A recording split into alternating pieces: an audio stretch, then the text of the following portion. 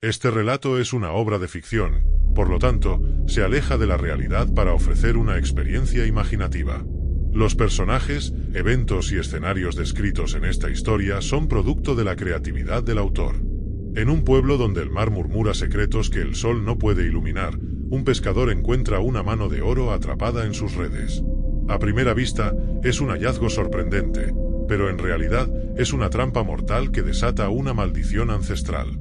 A medida que el horror se desata y la locura consume a quienes están cerca, lo que parecía ser un simple tesoro se transforma en una pesadilla indescriptible. ¿Te atreves a adentrarte en la historia donde el oro y el mal se entrelazan y cada ola trae consigo un nuevo peligro? Escucha cómo la oscuridad del mar reclama su próximo sacrificio y desvela los secretos más oscuros de una maldición interminable. El viento silbaba como un lamento antiguo mientras las olas golpeaban las rocas del acantilado. El pequeño pueblo portuario, que se aferraba a la costa como una criatura anciana al borde del abismo, despertaba lentamente bajo el manto de una fría neblina matinal. El cielo estaba teñido de gris, un gris que parecía haberse incrustado en las fachadas de las casas, en los muelles y en el alma de sus habitantes. Para ellos, el tiempo transcurría con la cadencia inmutable del océano, repitiéndose en ciclos interminables. Las mareas subían, las mareas bajaban, y el pueblo vivía entre el susurro y el rugido del mar. Entre estos habitantes estaba Julián, un pescador de rostro curtido por el sol y las inclemencias del tiempo. Todos los días, sin falta, se levantaba antes del alba, cuando el pueblo aún dormía y el cielo aún no había decidido si traería tormenta o calma. Esa mañana no era diferente, o al menos así lo creía. Julián vivía en una casa modesta a pocos pasos del puerto, donde el olor a sal y pescado impregnaba cada rincón. La casa era pequeña pero acogedora, con las paredes cubiertas de fotografías familiares que su esposa, Elena, insistía en mantener pulcras. Elena siempre decía que esas fotos eran las memorias de una vida simple pero feliz, y aunque Julián no era de muchas palabras, le gustaba ver los rostros sonrientes de su mujer y su hijo, David, mientras apuraba el café cada mañana.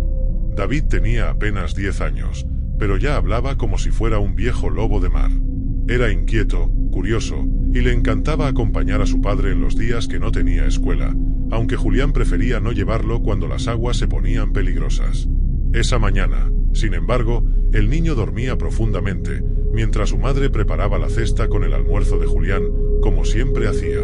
«Ten cuidado hoy», le dijo Elena con su habitual tono cariñoso, colocando la cesta sobre la mesa de madera desgastada. «Hay algo en el aire, algo pesado». Julián levantó la mirada de su taza, frunciendo ligeramente el ceño.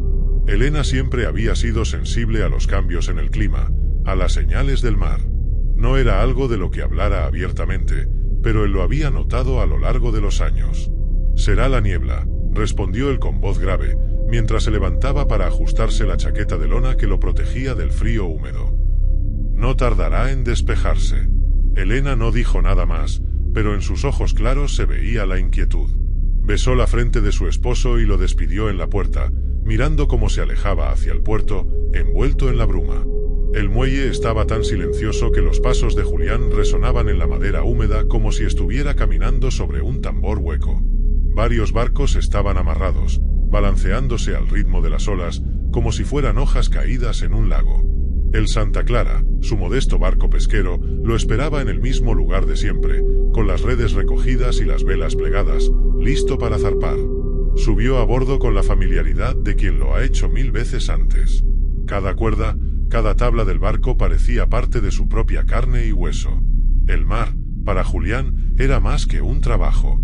Era una constante, una extensión de su propia vida. El océano era traicionero, sí, pero también generoso si sabías cómo leer sus señales. Desató las cuerdas, izó las velas, y el Santa Clara comenzó su lento desliz hacia el corazón del agua. La neblina era espesa, pero no lo suficiente como para detenerlo. Julián sabía que, una vez que el sol empezara a subir, las corrientes de aire la disiparían. Mientras el barco avanzaba, el pescador se permitió un momento para observar el horizonte, donde el mar se fundía con el cielo en una masa informe de gris. Algo en ese vacío le provocó un escalofrío, pero lo atribuyó al frío de la mañana. Apretó las manos alrededor del timón y continuó. La pesca, como siempre, era una mezcla de paciencia y esfuerzo. Julián lanzó las redes al agua, con la esperanza de atrapar lo suficiente para vender en el mercado local y mantener su hogar. No esperaba sorpresas. Después de todo, el mar rara vez le ofrecía algo fuera de lo común. Pero esa mañana, las aguas tenían otros planes. Horas después, mientras recogía la red, sintió algo inusual. El peso era diferente, más pesado de lo habitual, y no se movía como el revoloteo de los peces atrapados. Tiró con fuerza. El sudor perlaba su frente a pesar del frío, y finalmente logró sacar la red del agua. Lo que vio lo dejó sin aliento. Entre la maraña de cuerdas y peces, algo dorado brillaba bajo la luz mortecina del sol que apenas había logrado penetrar la niebla. Era una mano. No una mano de carne y hueso, sino una mano esculpida en oro macizo, con detalles tan finos que cada vena y cada pliegue de los dedos parecían reales. Julián la observó, atónito, mientras la niebla empezaba a disiparse a su alrededor, revelando un mar que parecía haberse calmado de repente, como si el océano mismo contuviera el aliento. La mano brillaba de manera antinatural, como si la luz del día se doblara a su alrededor. Sin saber por qué, Julián extendió la mano para tocarla. En cuanto sus dedos rozaron el oro frío, una sensación extraña recorrió su cuerpo. Era como si un leve susurro, apenas audible, hubiera surgido del propio aire. Un susurro que no pudo entender, pero que quedó grabado en su mente como una melodía olvidada. Sin más, decidió llevarse la mano de oro consigo. No sabía qué haría con ella, pero algo en su interior le decía que no podía dejarla ahí, flotando en las aguas. Como si, de alguna manera, le perteneciera ahora. Con la mano de oro envuelta en una manta vieja, Julián puso rumbo a casa, sin saber que lo que había sacado del fondo del mar no era simplemente un tesoro, sino una maldición. El día que parecía uno más, se había transformado en el primero de una serie de eventos que romperían la rutina del pueblo, de su familia y de su vida para siempre. Julián pasó el resto del día en un estado de inquietud constante. Aunque intentaba seguir con su rutina, los pensamientos sobre la mano de oro lo acosaban como un murmullo persistente en su mente. Había intentado olvidarla, devolverla al mar, pero ahora sentía que estaba atrapado. La noche anterior lo había decidido. La devolvería al agua y olvidaría que alguna vez la había encontrado. Sin embargo, con la desaparición de la mano, esa resolución se había evaporado. Lo peor de todo era que no sabía cómo ni cuándo la había perdido. Era como si la mano se hubiera desvanecido de su control. Esa noche, mientras la casa dormía en silencio, Julián sintió una presencia. Los susurros, que antes parecían venir de la mano de oro, ahora se alojaban en su propia mente. Lo que antes era un murmullo sutil, ahora era más fuerte, más insistente. «Eres mío». La voz era oscura, seductora, y aunque lo llenaba de terror, también sentía una extraña atracción hacia ella. Julián intentó ignorarla, pero cuanto más lo hacía, más insistente se volvía. A las 3 de la madrugada, se levantó de la cama. Sus movimientos eran automáticos, como si no los controlara. Caminó en silencio hacia el cobertizo, el frío de la noche calándole hasta los huesos. Al llegar, abrió la puerta con una calma inquietante. El lugar estaba oscuro, solo iluminado por el débil resplandor de la luna que se filtraba entre las rendijas. Sus manos temblaban mientras buscaba algo entre las herramientas. Sabía lo que buscaba, aunque no lo quería admitir. Allí, en un rincón, la mano de oro estaba esperándolo, perfectamente posicionada sobre una caja de madera, como si nunca se hubiera perdido. Julián se quedó paralizado, incapaz de comprender lo que veía. Era imposible que la mano hubiera regresado sola, pero allí estaba. Brillaba con la misma intensidad extraña, una luz que parecía absorber la de la luna. Sin poder contenerse, se acercó y, tembloroso, extendió la mano para tocarla. El contacto fue inmediato y abrasador. El frío metálico del oro le recorrió el brazo como un relámpago. Los susurros se intensificaron en su mente y de repente, todo fue claridad. Los murmullos, que antes eran ininteligibles, ahora se convirtieron en palabras claras. «Nos perteneces, Julián. Nunca te dejaremos». Sus dedos se cerraron alrededor de la mano de oro. Fue en ese momento cuando comprendió que la maldición no era solo un hechizo sobre el objeto. La maldición ahora estaba dentro de él. A la mañana siguiente, Julián no habló de lo sucedido con Elena ni con David. Algo dentro de él había cambiado. Ya no era el mismo hombre.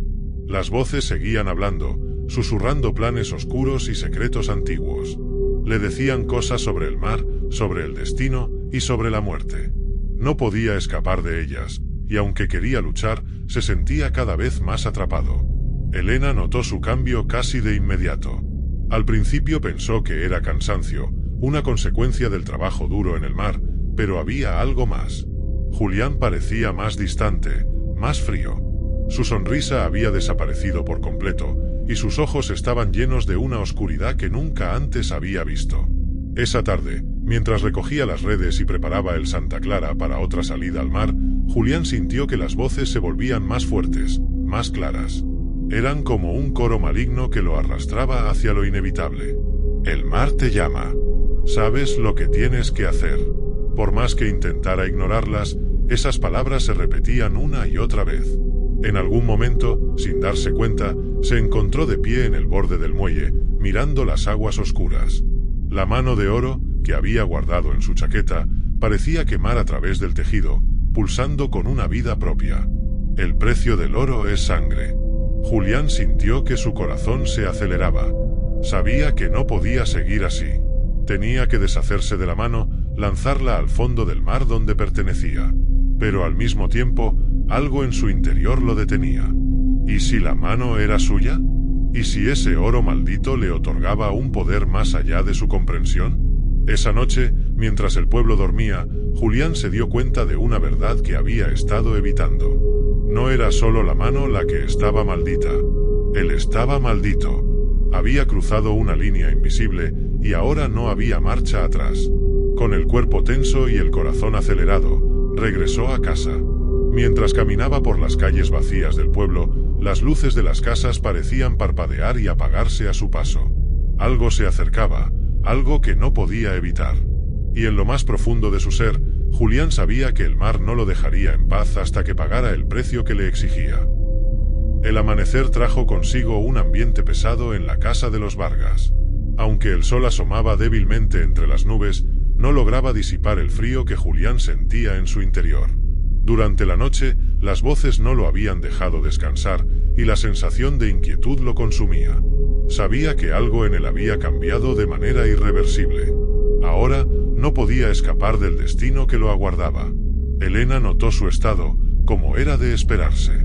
Durante el desayuno, lo observaba de reojo, percibiendo cada gesto extraño. Julián, quien antes era un hombre de pocas palabras pero amable, ahora parecía distante y hostil.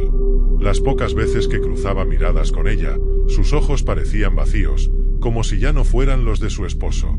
«Julián, ¿te sientes bien?», preguntó, intentando sonar calmada, aunque la preocupación era evidente en su voz. Julián levantó la mirada del plato, sin realmente ver a su esposa. Su mente estaba atrapada en las voces que resonaban en su cabeza.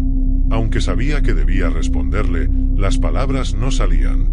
La voz que escuchaba lo instaba a callar, a no confiar en nadie. «Estoy bien», dijo finalmente, aunque incluso él sabía que no sonaba convincente.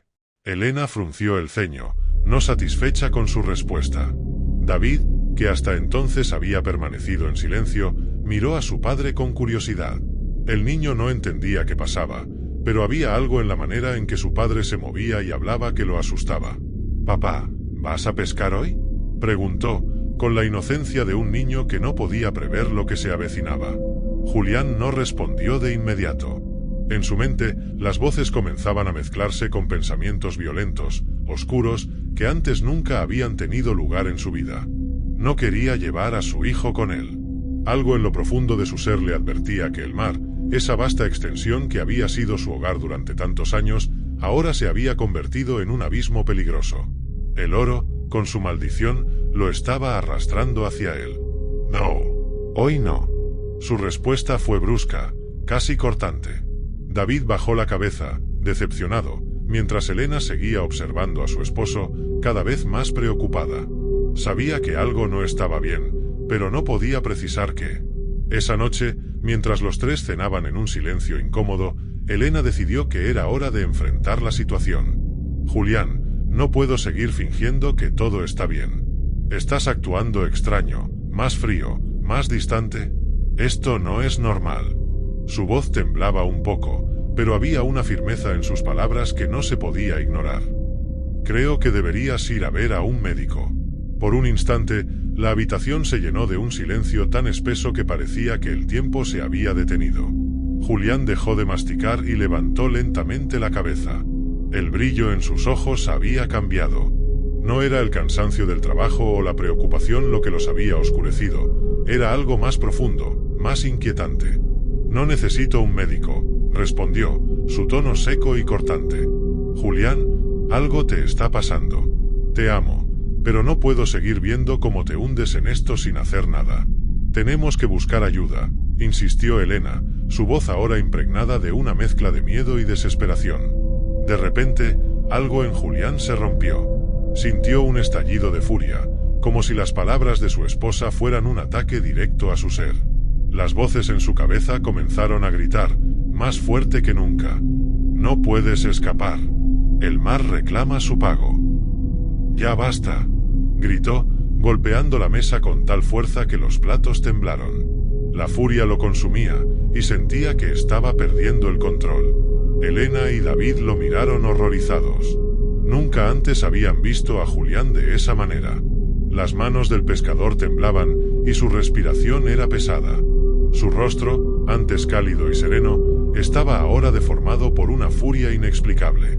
No necesito ayuda. No necesito a nadie, murmuró, como si hablara consigo mismo. Su mirada ida reflejaba una mente al borde del colapso. Elena retrocedió lentamente, temiendo lo que pudiera pasar a continuación. David, temblando, corrió a su cuarto sin decir una palabra, incapaz de comprender la transformación que había sufrido su padre.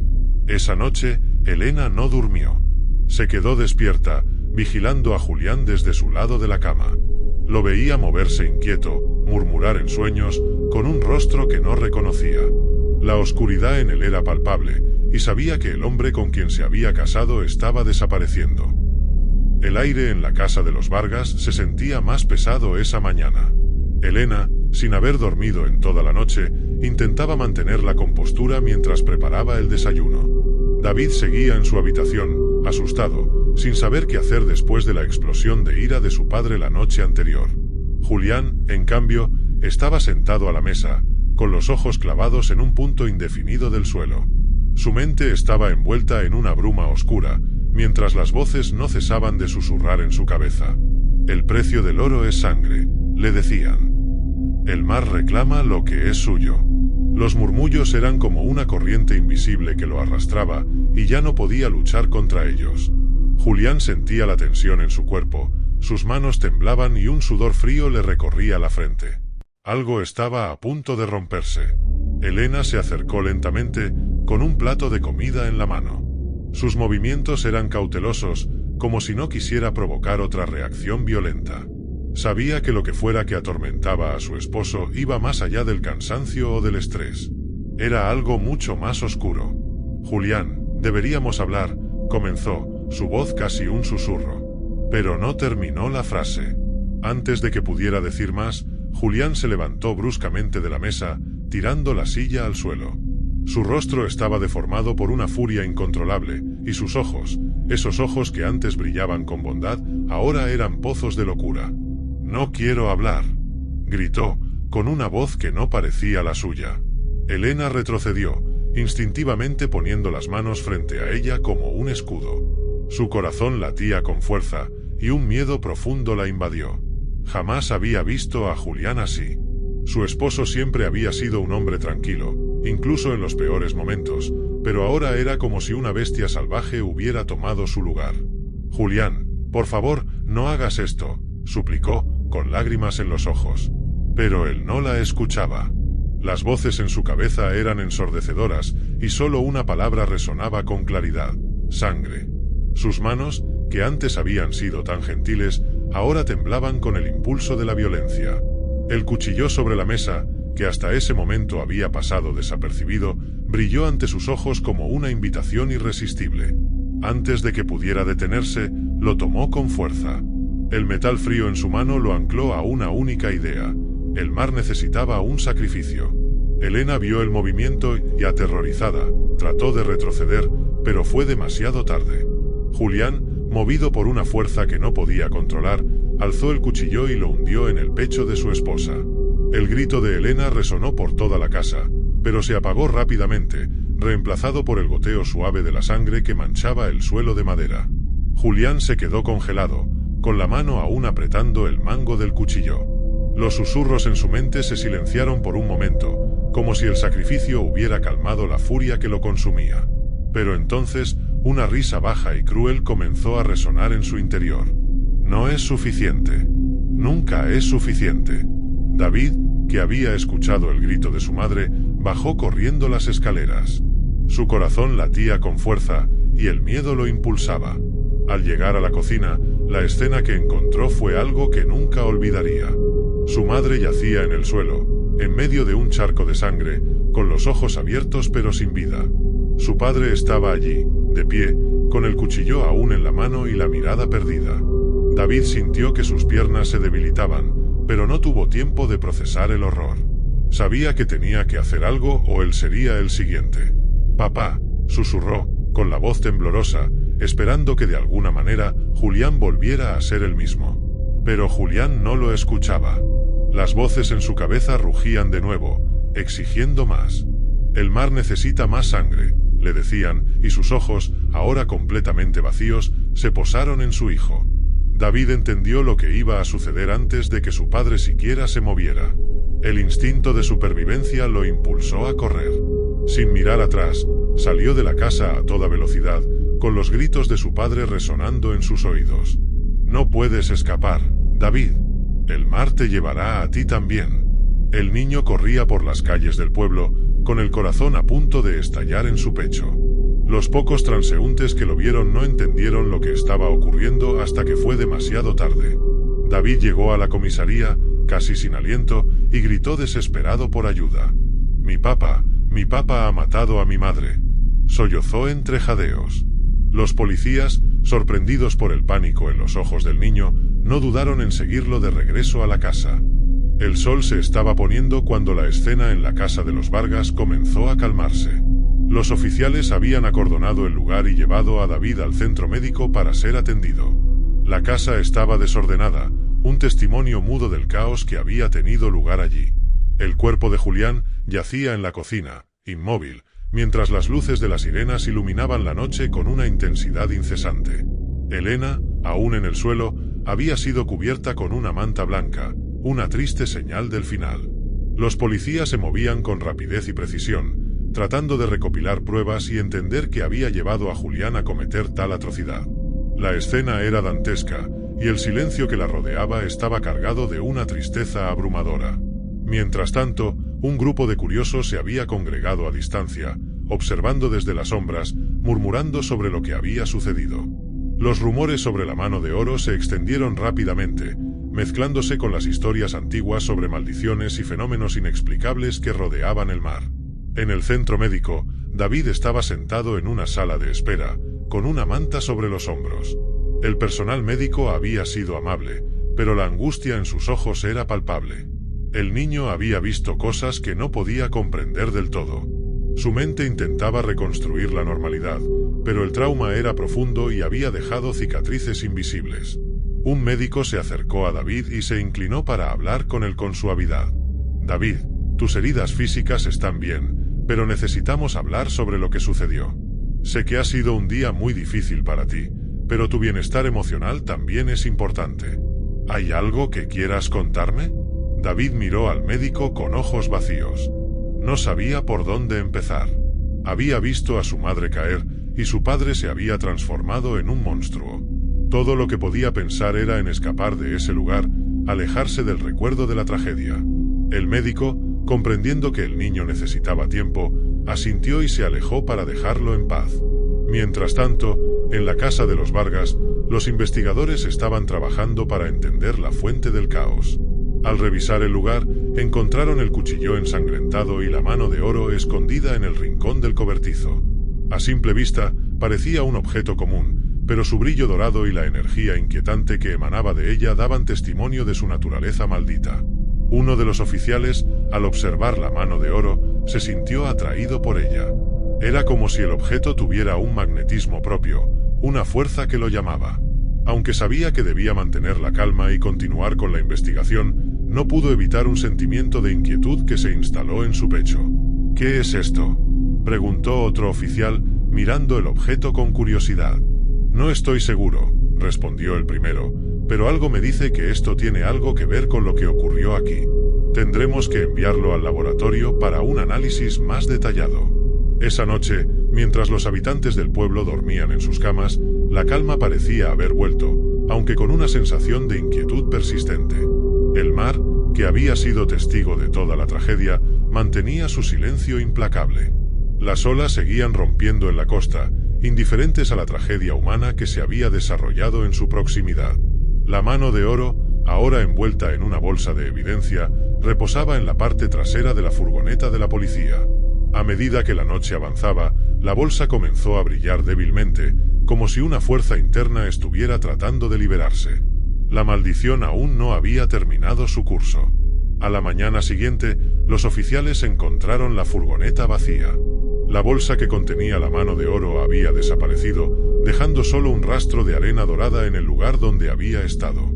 Los investigadores estaban perplejos, sin entender cómo el objeto había desaparecido, pero una sensación de inquietud se extendió rápidamente entre ellos. El pueblo, ahora marcado por la tragedia, se encontraba en un estado de luto y confusión. La historia de la familia Vargas y la mano de oro se convertía en una leyenda oscura, contada a voces susurrantes entre los habitantes.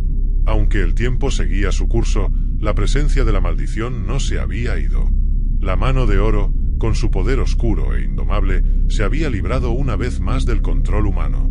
Y mientras el mar continuaba con su implacable ritmo, los ecos de la tragedia de los Vargas resonarían en el viento, como un recordatorio de que algunas maldiciones nunca encuentran un final definitivo. La vida en el pequeño pueblo portuario continuó, intentando recobrar la normalidad tras el horror que había sacudido su tranquilidad. Las calles volvieron a llenarse de la rutina diaria, y los recuerdos de la tragedia de la familia Vargas comenzaron a desvanecerse en el tejido del tiempo.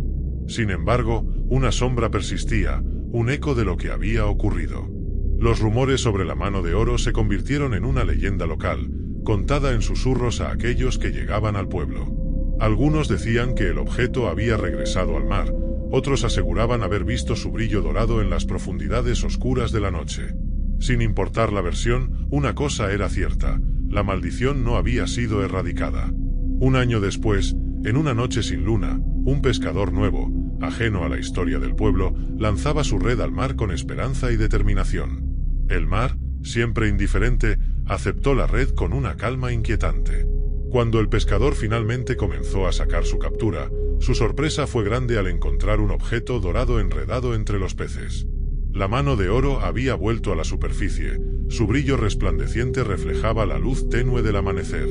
La maldición, aunque parecía haber descansado por un tiempo, estaba de regreso, lista para empezar un nuevo ciclo de terror. Mientras el pescador se adentraba en el muelle con el objeto, la brisa marina parecía susurrar una advertencia. El mar, con su profundidad misteriosa, había mantenido el secreto de la mano de oro, pero ahora, una nueva historia estaba a punto de comenzar. La maldición nunca descansaba, simplemente esperaba pacientemente su próximo huésped. En el fondo del océano, donde la oscuridad se funde con la luz, la mano de oro reposaba, esperando el momento adecuado para desatar su influencia nuevamente. Y así, el ciclo de la maldición continuaría, como un reloj sin fin que marca la eterna vuelta del horror. Si te ha gustado este relato, no olvides suscribirte y darle a me gusta. Os deseo buenas noches, que sueñes con los ángeles y no te olvides de rezar.